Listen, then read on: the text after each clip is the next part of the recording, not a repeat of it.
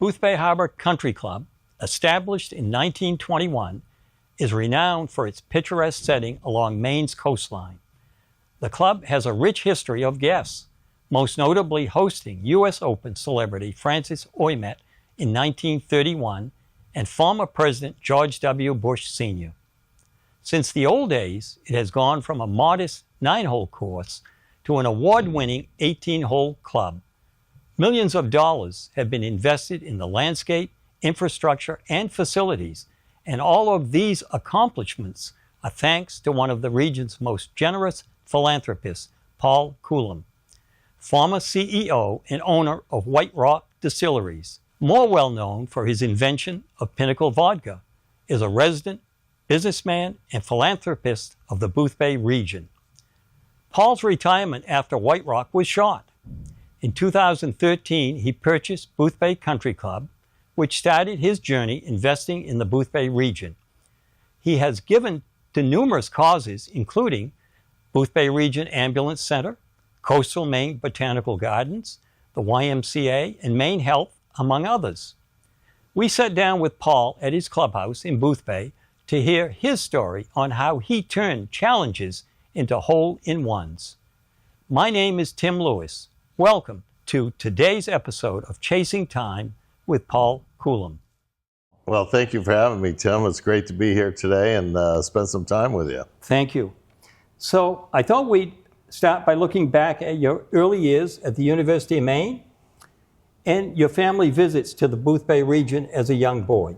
Sure. I think I was introduced to Boothbay at a very young age. My family was always very fond of the Boothbay Harbor region, and we were in Lewiston, born and raised in Lewiston. And so a big outing back in those days was to load the family up in the sedan.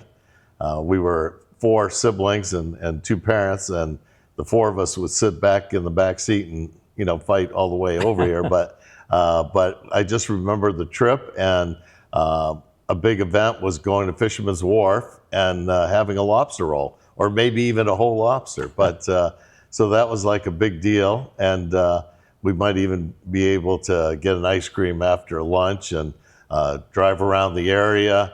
And I remembered my recollection back then was there was traffic driving into town and around town. I remember waiting in the car, as we are when we're children. We're very patient, but I just remember very fondly of the whole experience, and we did it, fairly frequently, a couple times in the summertime.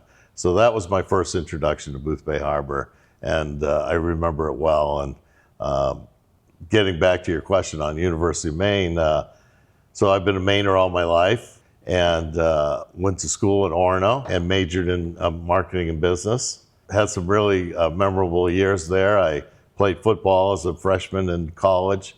Back then I was quite a bit smaller than I am now, and I think I got to a hefty weight of 165 at the time, and so I got hit by the guys that weighed 250, and it hurt a lot. And so I decided football wasn't my career path. So I joined a fraternity in my sophomore year called Phi Mu Delta, and had great relationships there with the other fraternity brothers.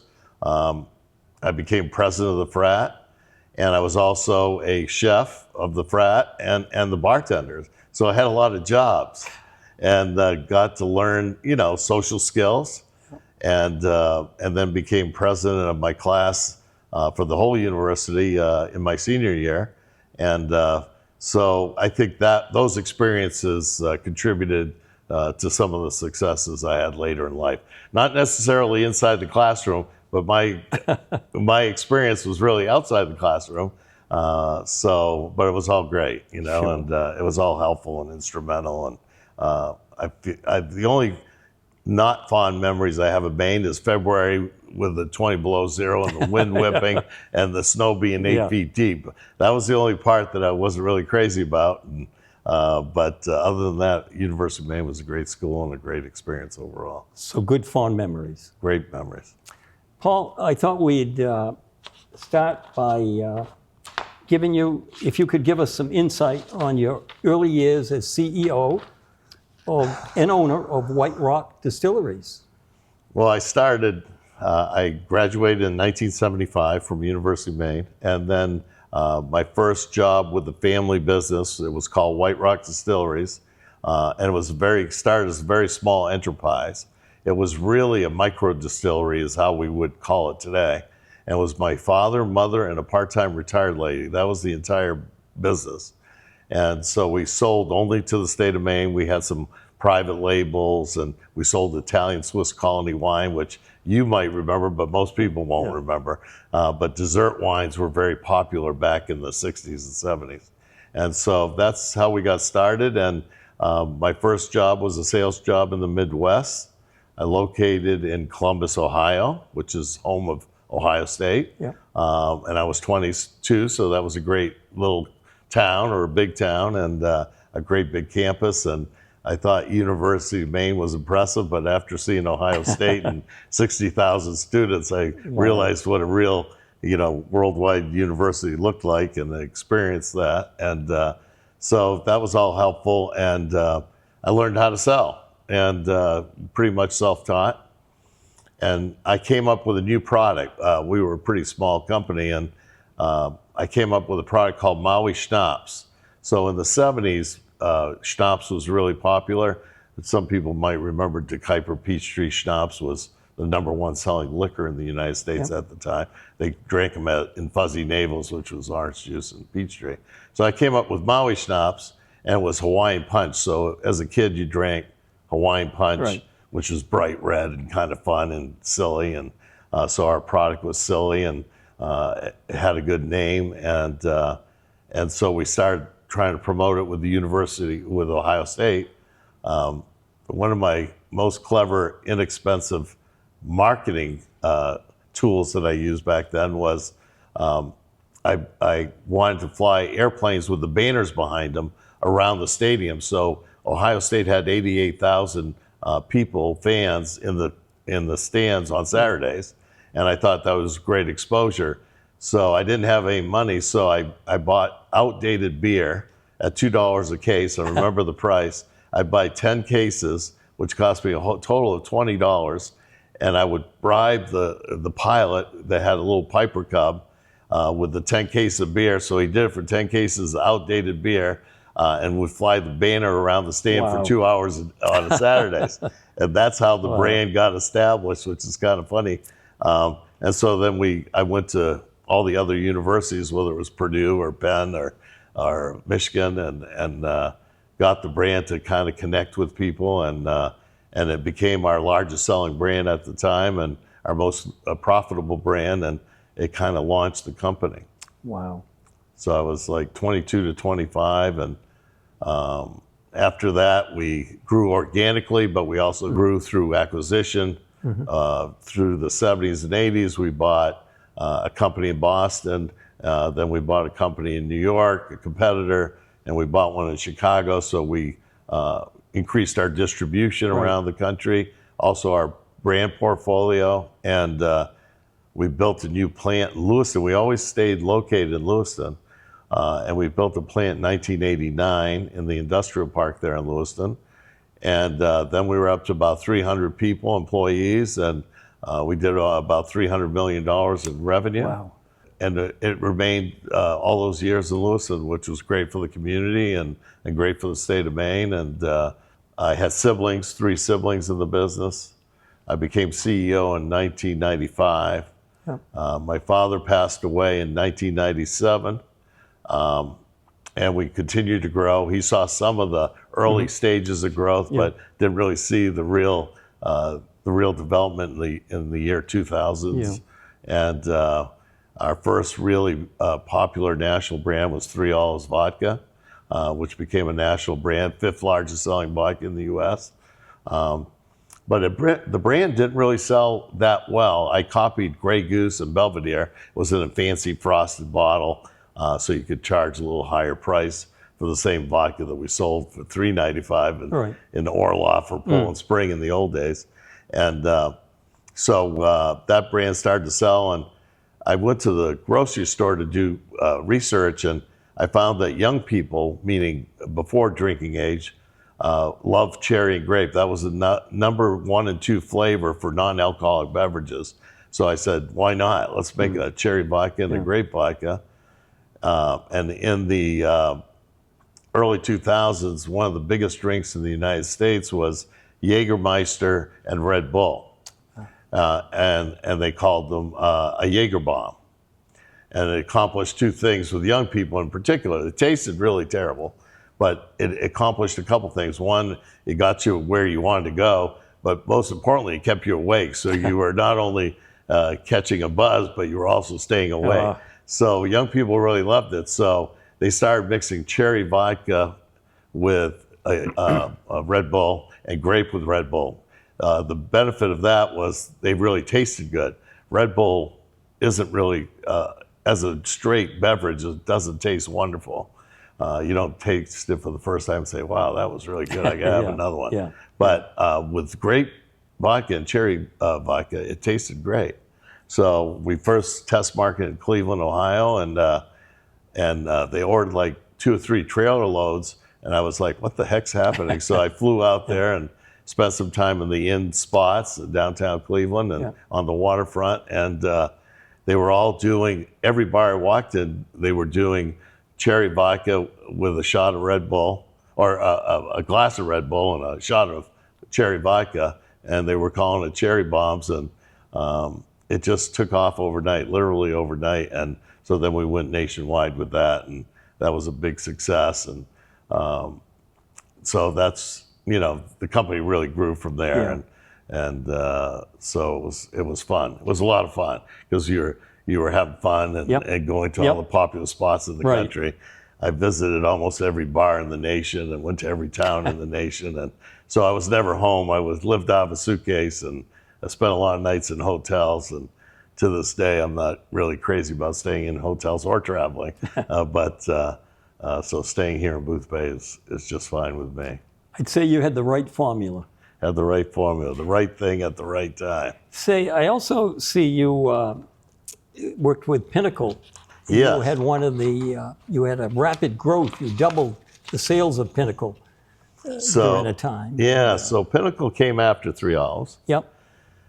And I was entertaining the Cuervo family in Mexico that sold Cuervo tequila. And they also sold a brand called 1800, which was a popular brand. And so I was trying to get the importation rights for the United States from Cuervo, who at the time had Diageo, which was the world's largest global company. And but the 1800 in particular was the brand I was trying to get rights to. And when I was in Mexico City meeting with the family, and after negotiating 2 or 3 days and having Mexican food and enjoying their community there, the gentleman that owned it said, why don't I just buy you? And I said, well, I'm not for sale. He goes, everybody's for sale, you just don't know it. I said, well, and he made an offer, a substantial offer. And so I thought, wow, I could really get out of all the debt I have. I had just bought the family out in 2005. Sure. This was in 2007. So I was really leveraged. And so it was way out of the leverage. And I thought, well, I can sell other things, you know. And so we finally made a deal. I sold them 3 Olives in 2007. And then I had a little extra cash and opportunity to make this brand that I had in my back pocket for a couple of years. I knew it had some possibilities, and so I decided to take some money and roll the dice and support Pinnacle. And so I automatically, it was a French vodka made by the same distillery as Grey Goose. So it had that imported image. I tried flavors like cherry and grape. All that pretty much failed. And then one day I had about 35 flavors at the time, so I thought pursuing that flavor venue was probably not the way to go. I had my marketing staff, which was a lot of young people, men and women that were in their 20s. Social media had just happened, so I wasn't really familiar with the power of social media because it was so new. And they came in my office one day. I always dressed in a suit and tie, and they were knocking on my door. I always closed my door, and they're knocking on my door, and they said, we have to talk to you. I said, what about it? I said, I'm having my first cup of coffee and trying to focus here. And They're like, we want you to try something. I said, try something? Yeah, we have a new vodka. I was like, no, we got enough flavors. They go, this is what we're going to tell you. We'll just pour you a shot, have you try it, and if you tell us it's no good, then we'll leave you alone. I said, all right. So they came in my office, poured me a shot of what was then Pinnacle whipped cream vodka, and I tasted it. I was like, oh my God, that is the best tasting vodka I ever tried. Whipped cream, who doesn't like whipped cream? It's sugar and vanilla is what whipped cream is. And so I decided to go crazy, and I ordered 1 million cases right then, and I was all in. Really a gut reaction. Right. And but it went crazy. It became the #1 best-selling vodka in the world. So so that made it real fun, and so we were off and running again. So in your international market, what countries were you mostly selling to? So the flavors aren't really big around the world. There's some business in France and England and some of the Western European countries, but it's not significant like it is in the United States. Yep. Even in Canada, they barely sell any flavors, which seems surprising. So our actual worldwide reach was less than 10% of our volume. So it wasn't really a significant portion. And it was a lot of work and time consuming and money consuming. And so I just really focused in on the domestic business. Sure. In 2012, you sold the business to Jim Beam. Correct. And with the plan of retiring. Right. But I see retirement was short. It was pretty short. And in 2013, you bought the Boothbay Harbor Country Club. That's correct. What motivated you on that sale? You know, I was retired. I got married to Ghislaine, and I promised her I would retire when we got married. I was in Naples, Florida, enjoying my retirement, and it was January or December or something of 12, I think, and I got the local Boothbay Register, and I was reading it, and I saw a little article in the back of the paper saying that the Boothbay Harbor Country Club was actually up for auction. It was filed bankruptcy, and so I just thought, wow, that's really, that's pretty sad. And I thought, I saw the law firm representing the bankruptcy was the law firm I had used to sell Pinnacle on 3 Olives here in Portland, Bernstein and Schuer. Yep. And so I just called them and said, hey, what's going on? What's happening with that? And they're like, I don't think there'll be many bidders. It's going up for auction next week, and we'll be there. I said, well, just hang around and let me know, if it's really, inexpensive, I might take a shot at it. Mm-hmm. So anyway, went to auction. No one bid for it. So I didn't either.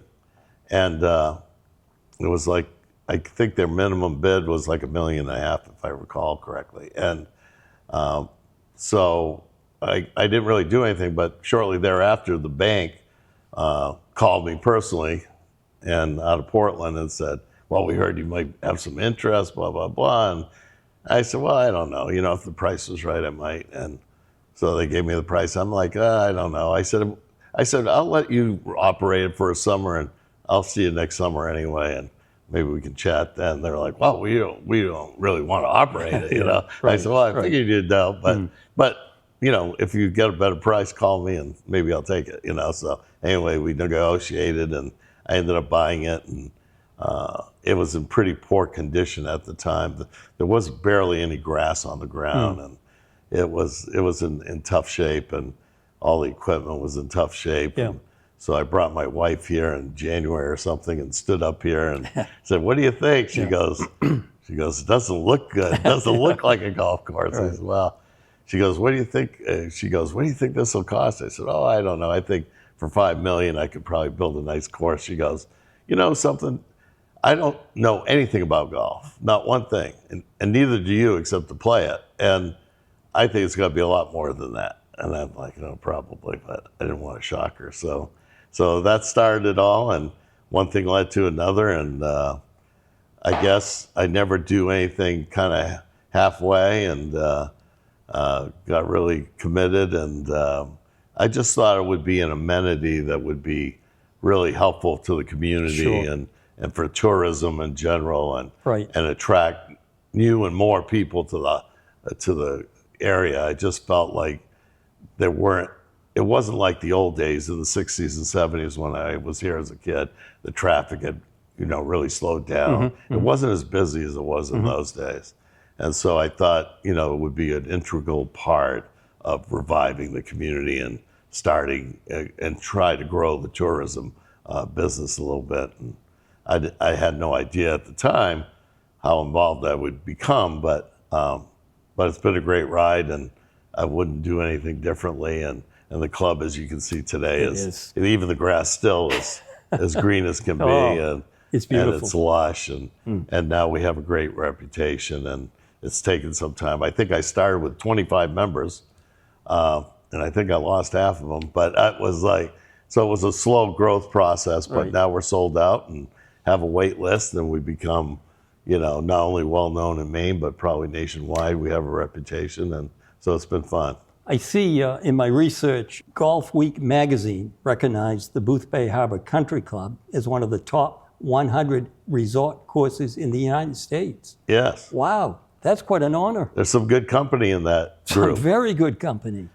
Pebble Beach and Pine Valley and all those kind of places. Well, that speaks well for you and your clubhouse here. Yeah, and I just, I was with the golf architect yesterday, as a matter of fact, and I really didn't know it could become that good a course, and a lot of dynamite later Sure. made it a different course. But, in the old days, they basically plowed and bulldozed around the boulders, and the course laid wherever the land laid. Right. And so in today's technology and basically blowing the place up really created a beautiful area and a beautiful course. Beautiful.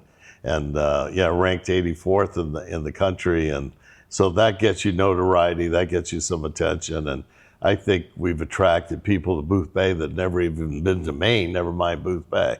I always felt like Camden and Bar Harbor and Kennebunkport got all the attention, but people drove by Boothbay on Route 1, as we know. I was just trying to make them make that right turn and come down Route 27 and check us out, and I think a lot of people have, and so it's been great. You made the right turn. You made the right turn. Say, when I was a young boy, this is way back, I used to play golf here, and my father, back in the 1930s, was a caddy. They used to have caddies, and I've got some old pictures of it. It was 9 holes then. Yeah, 9 holes, and my grandfather was a stonemason, and he built the old stone fireplace in the old original country club. I love that fireplace, or loved it. Yeah. So I've got some good fond memories of playing golf here many, many years ago. The old log cabin had a lot of character, and it was quite small, as you recall. Oh, sure it was, yeah. As a child, it probably looked big. And, I think the fireplace was definitely the best feature of the building. It was pretty. And the stonework was incredible, and it had a little wooden mantle on it, and I hung my favorite painting above that mantle, as a matter of fact. And so it wasn't working at the time, or hadn't been used. Oh, yeah. And so we cleaned it out, and I required or mandated that we have a fire in it every day, because that created a lot of charm. Sure. And so some of my staff weren't crazy about building the fire every day, but every day I came in, I'm like, "Where's the fire? Let's get the fire going." Right. So the fire was the focal point of the clubhouse. It was, for sure. Yeah, it was. Paul, could you describe your 3 hospitality businesses here in the Boothbay region? Sure. It takes a life upon itself, doesn't it? But I bought the Rock Tide, which is what the hotel was called in those days. Yep. I think in 2016. And so I just thought we needed a good venue to entertain tourists and introduce them to Boothbay, and we spent significant dollars renovating all the rooms, putting elevators in and all those kinds of things, built a new marina, upgraded the amenity, hired a really good chef, and I think we have great food. I'm sure you've tried it. It is good, very good. And the views are fabulous. And so I thought it was a good opportunity to continue to draw people to town. And I thought it went hand in hand with the club. And so that was why I did it and why I've done it. And I think it's complemented both businesses quite well. Absolutely. And then I started building golf villas here in town. I inherited a house, a home, and made it a rental, and people really loved it, and it was pretty successful. So then I thought, well, why not have more rentals? And so since then we expanded to 2 cottages in the last couple of years as Spruce Point, which are very popular. Those are beautiful. Yeah, they're really great.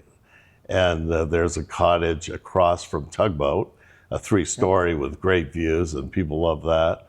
So that's kind of our rental program, and it's a little more upscale and more expensive than a hotel room, but it's a week-long stay. Our stays are a week-long minimum, and so it's a really different approach, and it's for people that really want to stay. And we now have 650 members, 300 golf members approximately, and about 350 sports social members, plus their spouses and families, so it's over 1,000 people.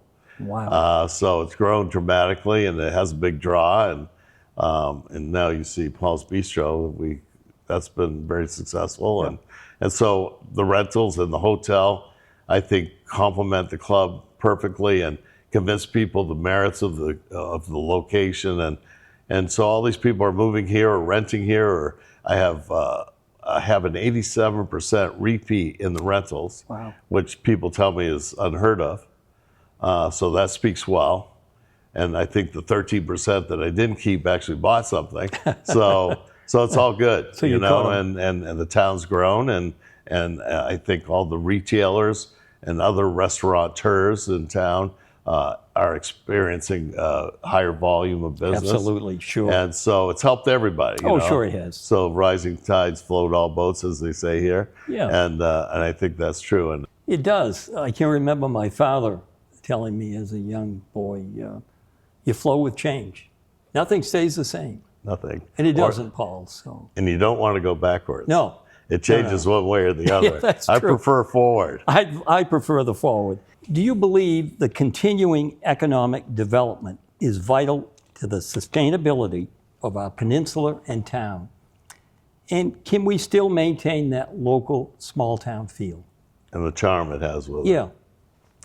I think one of the great things about Boothbay Harbor, is that we have fishermen, lobstermen, fishermen, tuna Right. fishing. And I think the best part of it is, even when I go out on my boat, is seeing all the lobster boats lobstering. Sure. I live on Pratt's, which is part of Southport. Right. And, my office looks at the water, and I really enjoy seeing the lobstermen fish every day. It's so charming, it's so great to see. And so I think we've coincided with fishing industry and tourism for many years, 100 years, Yep. or maybe more. And I don't see why we can't continue to coexist.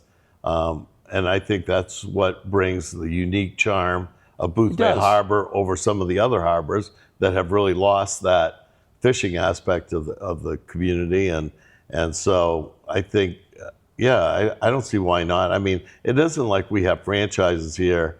It's not like we're building McDonald's or Hilton Right. hotels or Right. Hyatts Yeah. or any other kind of big chain.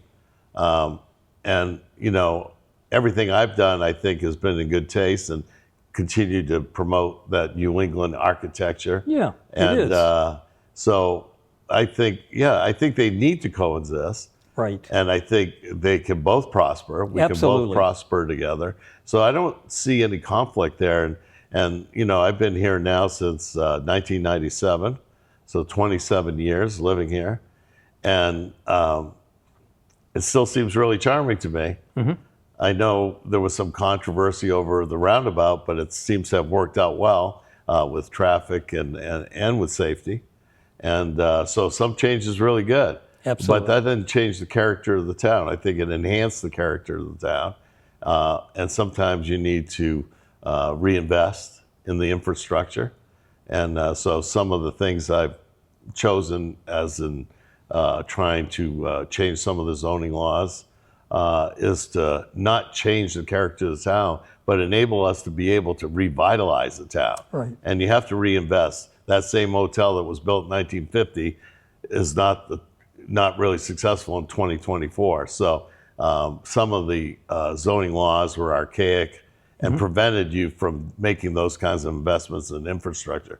So I know some people have, pointed the finger saying you're trying to change our town. I'm really not. I'm trying to keep it the same, but I want it to continue to sustain itself. Right. And in order to sustain yourself, you need investment in the infrastructure, just like the country club. It was always here, and you were here as a child. But it's reinvented itself, but it doesn't make it any less charming or any less magnificent. And so it's all about attracting people to the area. Sure it is. And reinventing yourself. I think, like you said, if you stop reinventing yourself, then you change, but it's a backward change instead of a forward change. So. Yeah, no. I think what you've done has added to the region in a good way, and you promoted it in a nice way, and all the buildings that you've built, like you said, they conform with the way Maine should look. Exactly. The I architecture, think that's really important. and it is very important. I think one of my earliest ventures was Oliver's in Southport.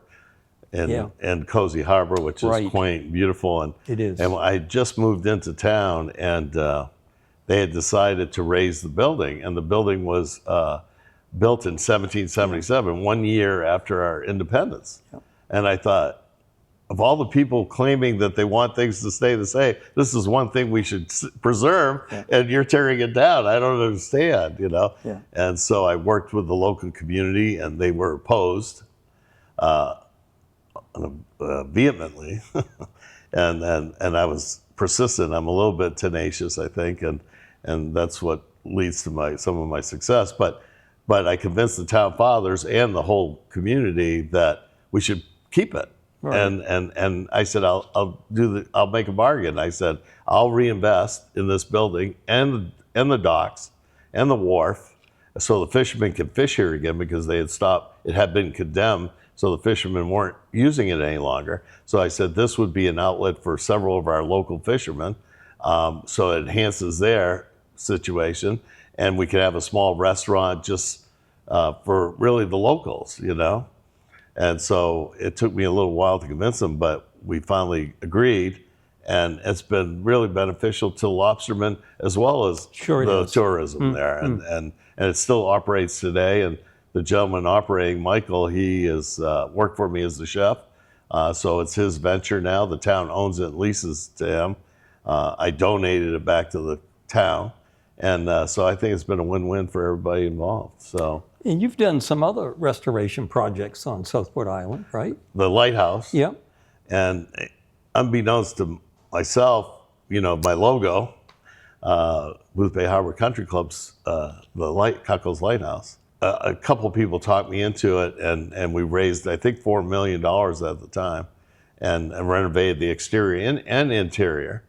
And it's a historical site as well as a national site, so you have to go by all the rules and regs. But we successfully completed that. I even bought a piece of land on the end of Southport, so we could run water, sewer, and power underwater cables. And so that's been a real success, and I've since donated it to the town of Southport as well as to the land trust, and so they'll resume ownership as well as operations of the lighthouse. So that legacy will continue. That's the first thing you see as you enter the harbor, and I thought it was particularly attractive and appealing, and fell in love with it the first time I saw it, and I still think it's an integral part of the community. It is. It's a beacon for light in many ways. That's right. Paul, I'd like to highlight some of your recent awards you received. 2023, you were recognized with the Governor's Award for Tourism Excellence. Wow, that's quite an honor. I think what made it special was a Democratic governor, Janet Mills. Yeah. and I'm a Republican.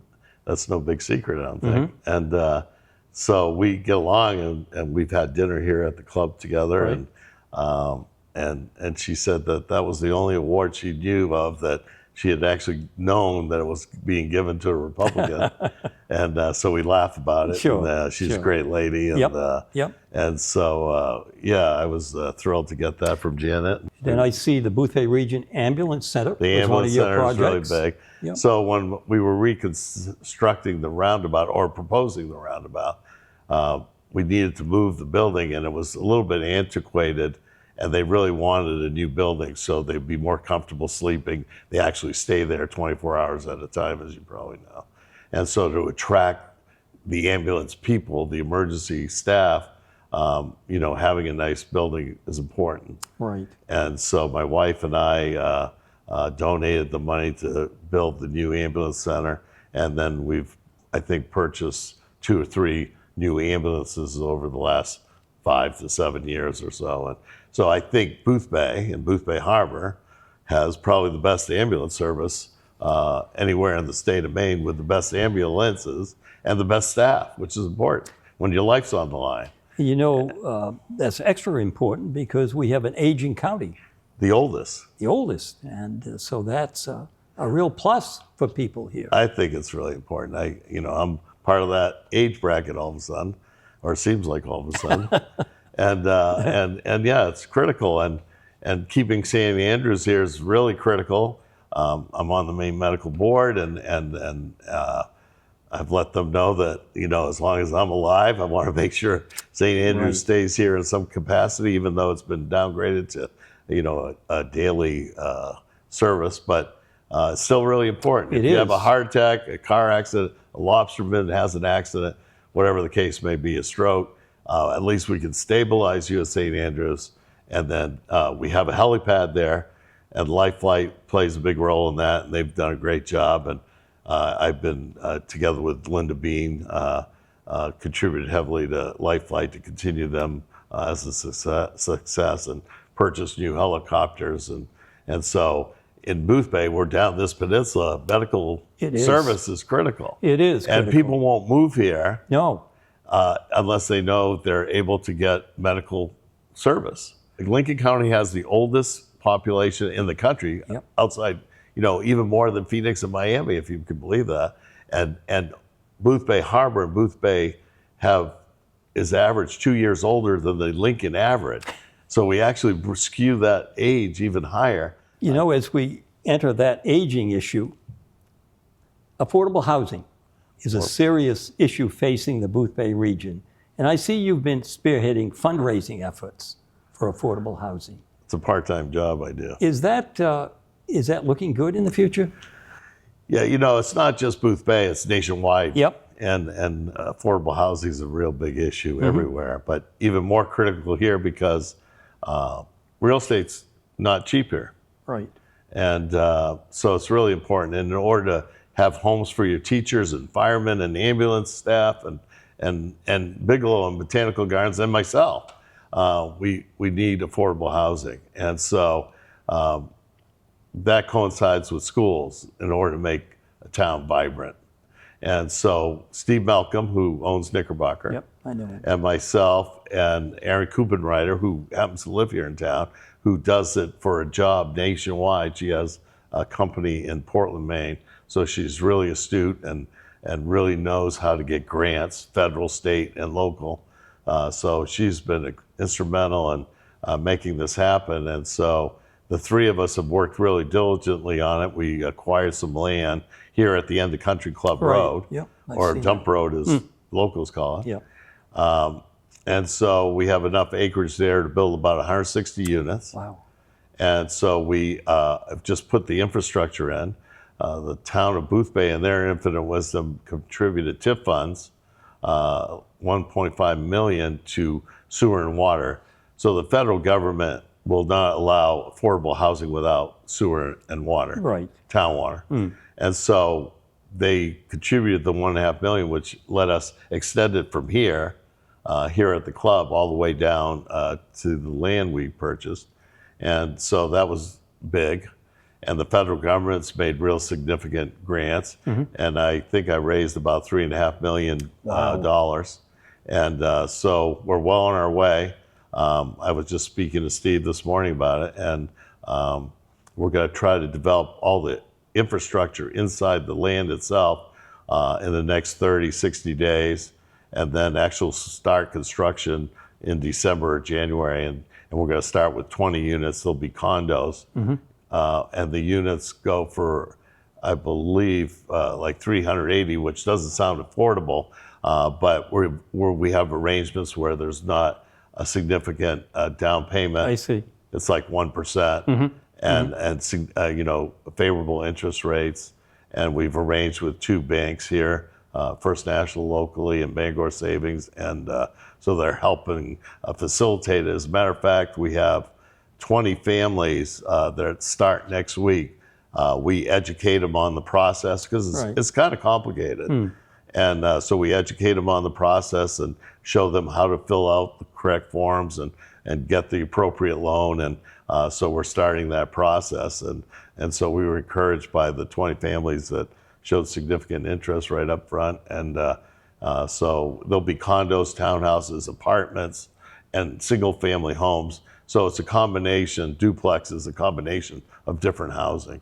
And so it's not the end all be all and answer to everything, but 160 units will have some impact on this local economy. You'll have a big impact, and that is nice to have it mixed like that too, I think. Exactly. So we'll continue that, and hopefully we'll have several more projects down the road and continue that affordable housing.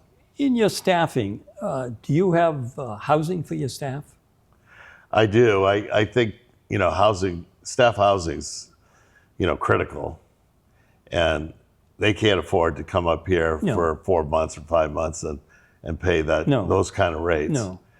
So we have housing for almost 200 employees. Do you? We have over 325 employees between here and the Oceanside.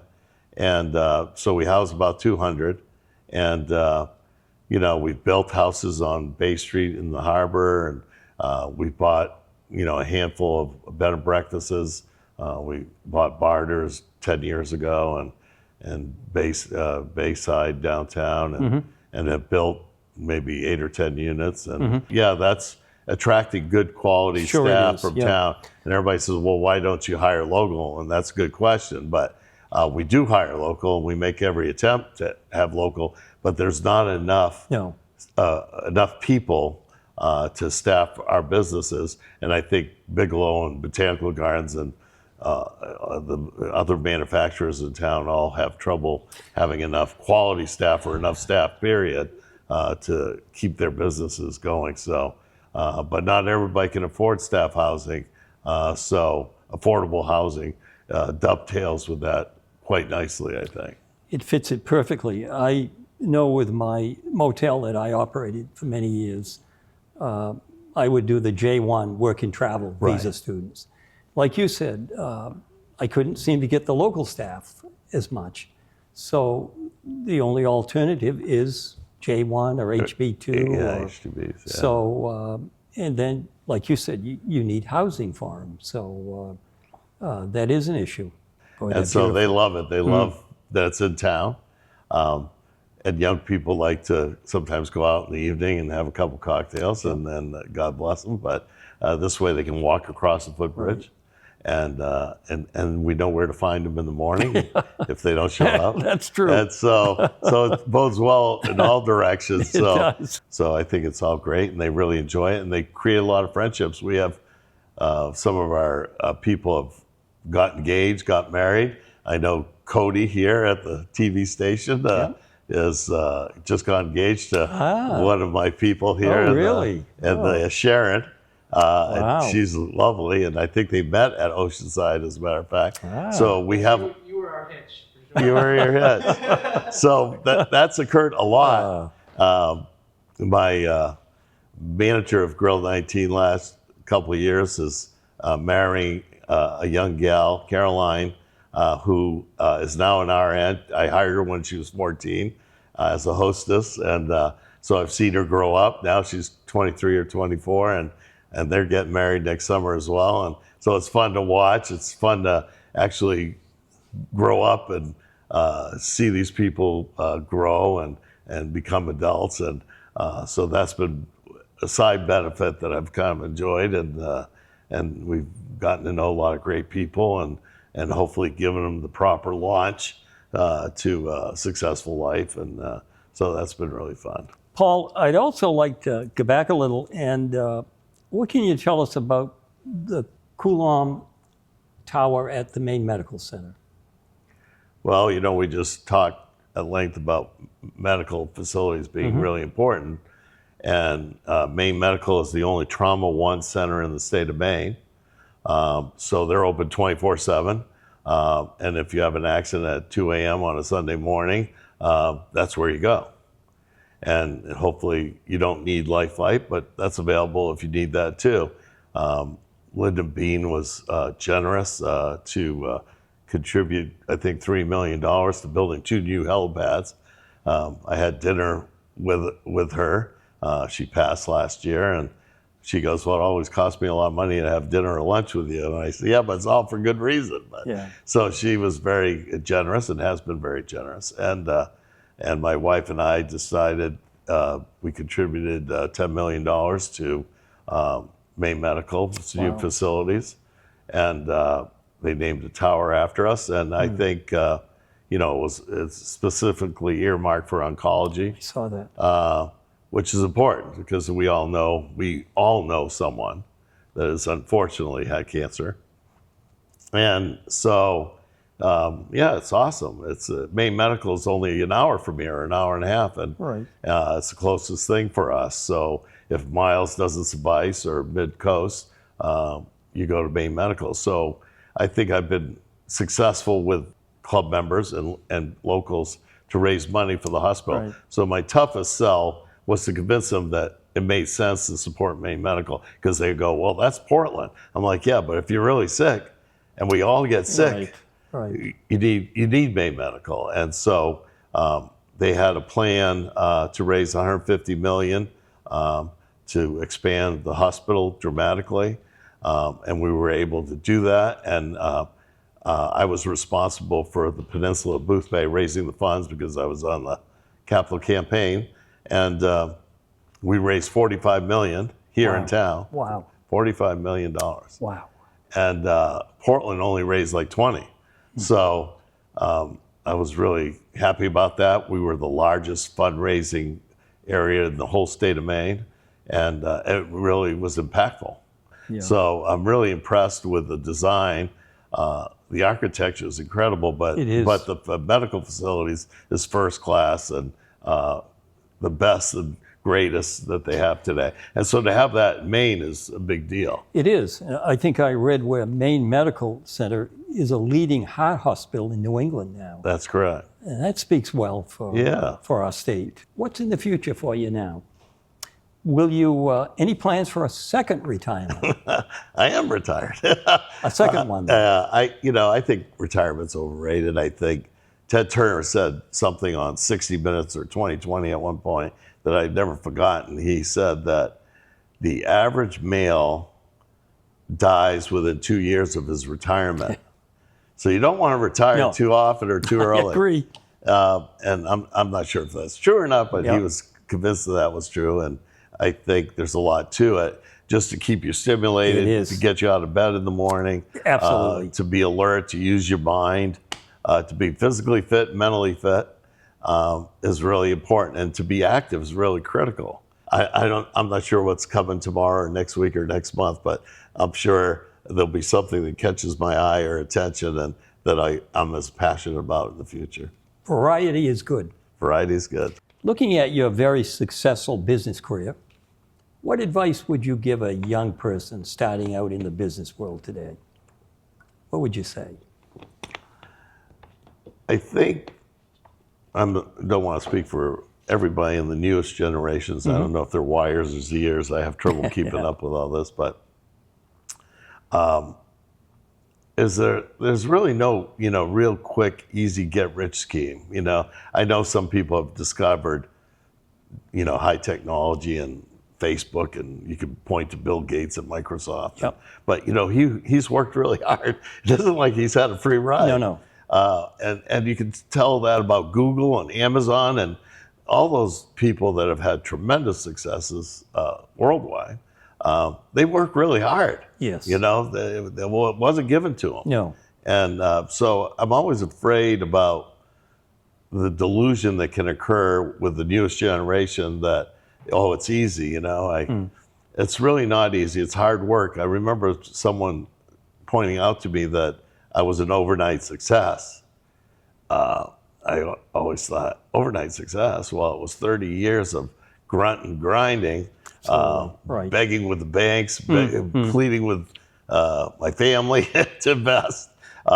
So it wasn't automatic. It wasn't overnight. It was actually a 35-year overnight success. So I think that message is important for the newest generation here, that it didn't happen overnight.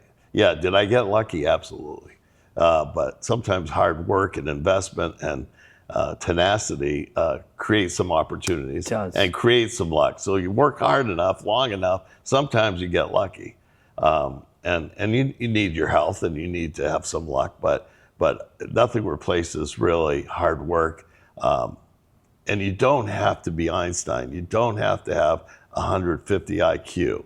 You can be successful.